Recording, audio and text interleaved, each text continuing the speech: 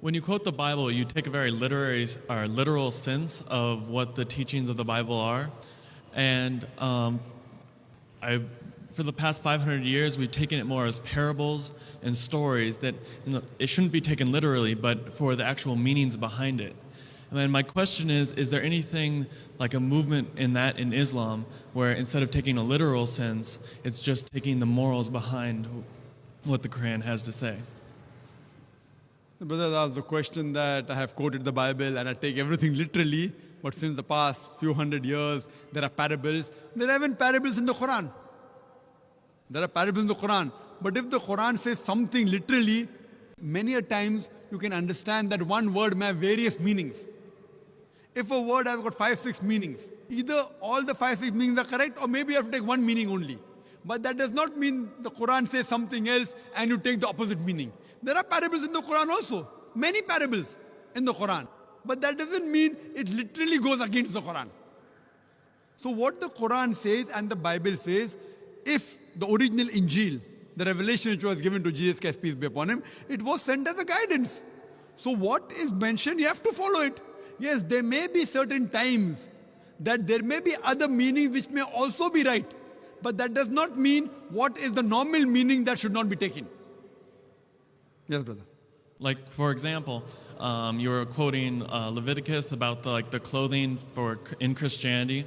But in the later teachings, Jesus talks about just being modest and be modest for yourself. And so that a Christian would take not the literal meaning of you need to cover up, you need to not have the loose clothing, but just say that in modern society, it's a different idea, that modesty isn't the same. Very good. See, I really like your question.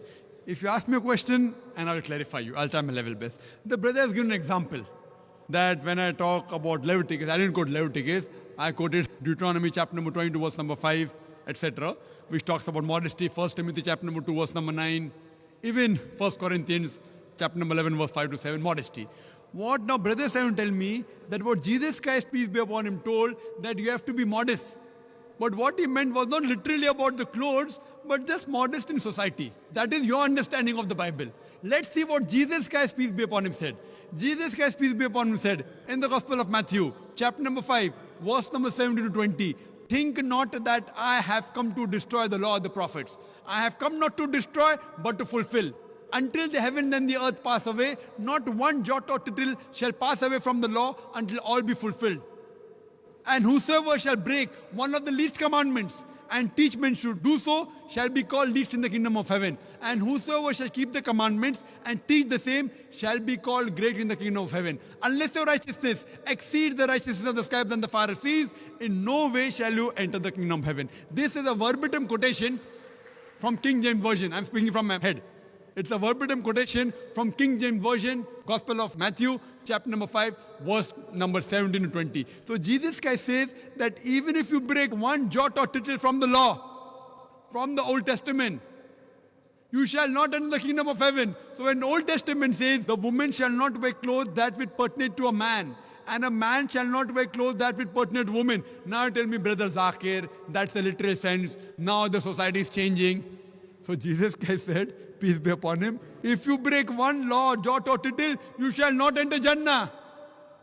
Now do you mean to say that Jesus Christ, peace be upon him, came to misguide us? Not at all. He clearly said that until the heaven and the earth pass away, not one jot or tittle shall pass away until all be fulfilled. Then later on the teaching of Paul, St. Paul, who is the self-appointed apostle of Jesus Christ, peace be upon him, he tells us that see, the law is nailed to the cross. That is his teaching.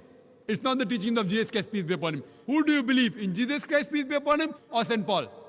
So Jesus Christ, peace be upon him, said that unless your righteousness exceeds the righteousness of the scribes and the Pharisees, unless you are better than the Jews, you shall not enter Jannah. That means everything what is mentioned in the Old Testament, not to have pork, you have to be modest, has to be followed. That's the reason if you go, the nuns, they are dressed up like the Muslimah. Have you seen the photograph of Mother Mary? She is completely covered. Her head is covered. Up to the wrist, up to the ankle. I am sure in future you may have, God knows, Mother Mary may be wearing skirts. That is a later development. But the true photograph, if you analyze, same thing with the nuns. The nuns are properly covered. Why? So in Islam, every Muslim is a nun. Every Muslimah, in terms of piety, she has to be pious, she has to be modest. So what I'm telling that if Christian means a person who follows the teachings of Jesus Christ, peace be upon him, then we Muslims are more Christian than the Christian themselves. Yes, brother. Well, how the question was supposed to be about how modern societies interprets these religions and incorporates them into our society. So if we're interpreting them not as a literal sense, we're going to listen, like the scripture you quoted. It would just say, it would be how you feel that Jesus meant by that saying, which would be that we should follow the teachings of the Old Testament and maybe not literally, and we should think about what he means by the laws of what to wear. So when he says follow all this or you can't go to heaven, modern person after the Reformation would think would be that it's what he interprets it as. Whether if I agree with you that in every modern age we try and reinterpret, then what is the use of the Bible? What is the use of the Quran? If you're going to reinterpret, keep on reinterpreting into modern age and what the modern society believes, you're going to put the Bible into that shell. So what is the use of the Bible then? Why do you require the Bible? Why do you require? What you can say that if science and technology advance, you can understand the Bible better, understand the Quran better, I've got no objection. But if you tell me depending how the modern society behaves, you have to reinterpret the Quran or the Bible, it is totally nonsense. God is our creator. He knows what is best for us. Do you mean to say that God did not know? You are limiting God. That means you are trying to tell me that God did not know that the society is going to change. If you analyze the Quran, though it was revealed 1400 years ago, you cannot point out a single verse of the Quran which is against modern established science. Do you know that? However much the science has established, however much the science advances, it will never be able to prove even a single verse wrong. Yes, it will be able to give a new dimension. When science advances, maybe we will be able to understand that aspect of Quran better. Today, with our limited knowledge of science, we may not be able to understand certain verses of the Quran. But that does not mean you are giving a new look depending upon how the modern society is developing. Modern society, however much it develops, the law will be the same. The woman should be in hijab. The man should lower his gaze. It's not like Canada, now a man can marry a man. In Islam, we don't believe in majority. We believe in truth. Truth prevails, haqq prevails. And Jesus Christ, peace be upon him, said, seek ye the truth and the truth shall free you. We don't believe in democracy, that today you say, okay, fine, gay marriages are fine. And today you say that modesty fine, a woman can wear less clothes. See, that is the man-made law.